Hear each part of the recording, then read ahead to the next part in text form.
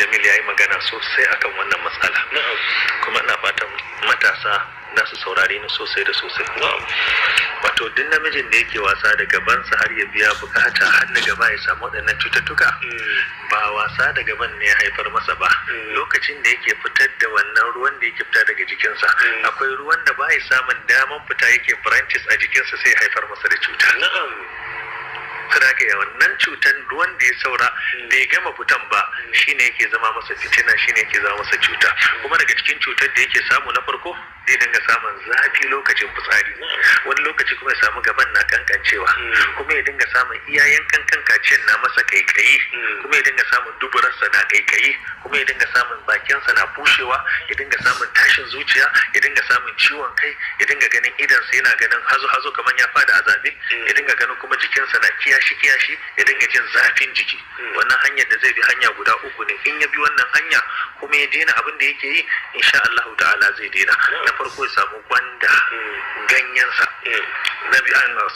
ya samu ganyen mangoro guda 7, ya samu kuma kankana kamar yanka na naira 100, inda alibiya yake ya nemi na dirham 1 rabi, ya samu kuma ɗanyen citta, ya samu kuma kurkum, da turanci ana ce masa turmeric, da larabci ana ce masa kurkum, shi kuma ya samu guda 6 a kankare shi, a samu kuma tafannuwa guda 1, a samu kuma ruwa pure water guda 6, a guda 8 da lita 4 kenan.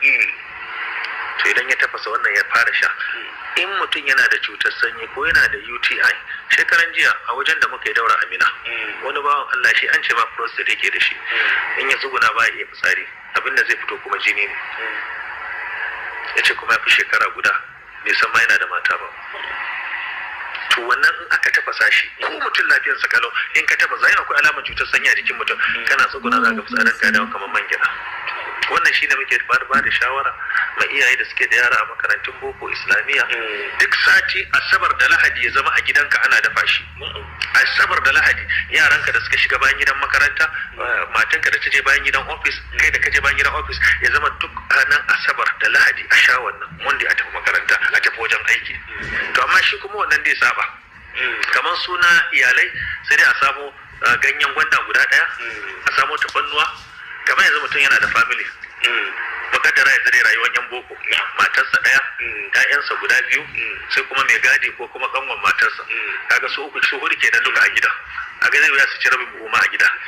Saboda haka inda wa'annan gidan ne sai a samu kankana rabi, sai a samu tsamiya, sai a samu ɗanye, sai a samu tsamiya 4 so 3 nawa 12, sai a sa, sai a kawo tafannuwa dunkule 3 a sa, sai a kawo ɗanyen citta guda 2 sai a sa, sai a kawo ruwa lita 4 sai a zuba, sai a tafasa. In aka tafasa shi fa ba za a sa turmeric ba, domin ba matsalar zafin fitsari ko kankancewa, yanzu flushing ake so ai. In aka dafa, an dafa shi ranar juma'a washe gari, asabar kar yaro yi breakfast a bashi ya sha, ya tafi islamiyya.